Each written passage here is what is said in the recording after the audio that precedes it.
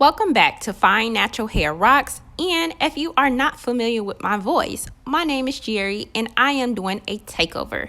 Yes, you heard me right. We are doing a collaboration where we will be giving you all the full package for both queens and princesses. So for the queens, you definitely want to head over to my channel and check out Fine Natural Hair Rocks video. However, we're going to get into some hair washing hacks that will save your fine, thin hair for your princesses. Let's get into it. First thing first. Now, when you're washing your hair, I want to encourage you to not use hot water.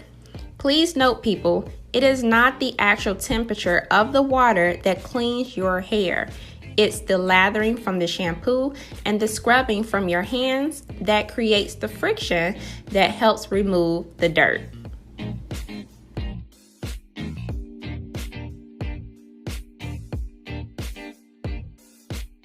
When shampooing, my main focus is her scalp because that is where healthy hair growth starts, people. So we're all done with rinsing out that shampoo, and now it's time to unravel her twists one by one. I must tell you that Taylor hair was not previously detangled before we started wash day. Now, for those who are new here, hi, you should know that I used to detangle before shampooing. However, I found that through practice that thin hair is best detangled on soak and wet hair. Now, the reason why I was not running the shampoo down the length of her strands is because I wanted to utilize her old product to detangle her hair. I have come to realize that less is best when it comes to caring for thin, natural hair. You cannot overload your fine strands with product, especially when detangling.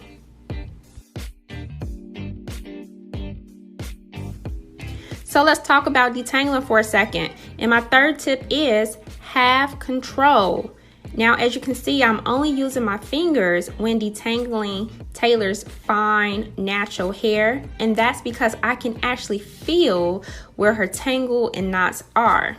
As you can see, when I do come in contact with an actual knot or tangle, I use my fingers to pull one strand out at a time.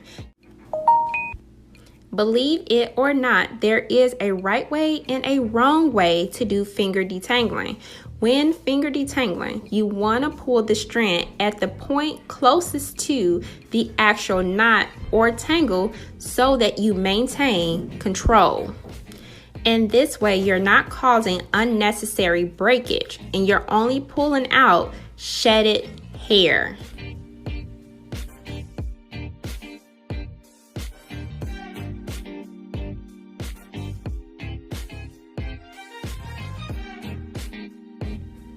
So let's talk about the difference between shedded hair and actual breakage.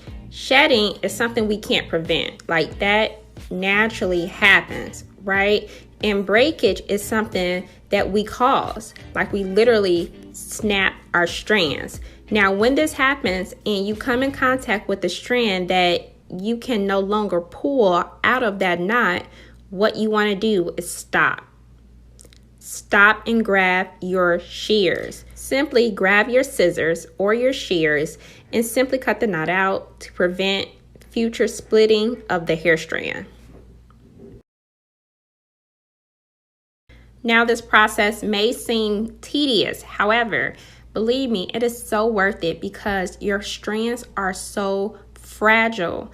And it took me about 20 minutes to fully detangle her full head. However, I must say, if you are just starting off with finger detangling and learning the proper way to do it, it's going to take you some time. But once you get your rhythm down, it's going to be a breeze. I do want to mention, after detangling, you do have the option to go back in with the shampoo down the length of the hair, but that's totally up to you. So moving right along to deep conditioning, we are using the Love Naturals Conditioning Love Deep Conditioner, and this is the best product that I have found for my daughter's thin, natural hair.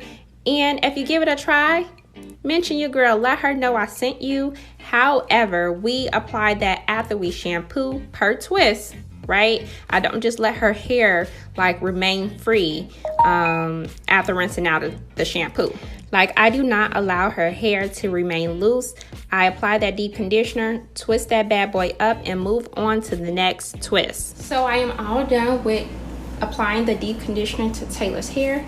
I do want to let you know this is all the shedded hair that she has from this wash day.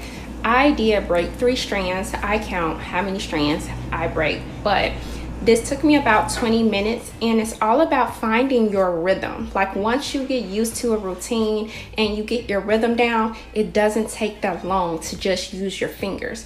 But initially, of course, it's going to seem like forever. It's so worth it though.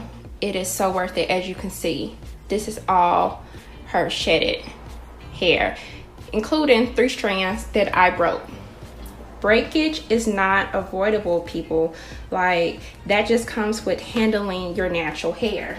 And neither are knots. Knots are not avoidable either. So there you have it, folks. Those are my wash day hacks for fine, natural, thin hair. I'm just going to put this plastic bag on Taylor, and I normally put a winter cap on her to trap in her heat. But let's go over these 3 hacks again. Do not use hot water on your lovely, beautiful strands. Hot water just dries out your hair. Less is best. I have learned the hard way that product overload causes breakage to my daughter's fine, thin hair. And last but not least, have control. Oh my God. Thin hair is so fragile. And if you're just rushing through your detangling session, you can actually be stealing your own length. So slow down, have some patience, and remain in control. I want to thank Fine Natural Hair Rocks for allowing me to take over her channel. You guys be sure to connect with me, and I'll be connecting with you in the comment section below. Take care, guys.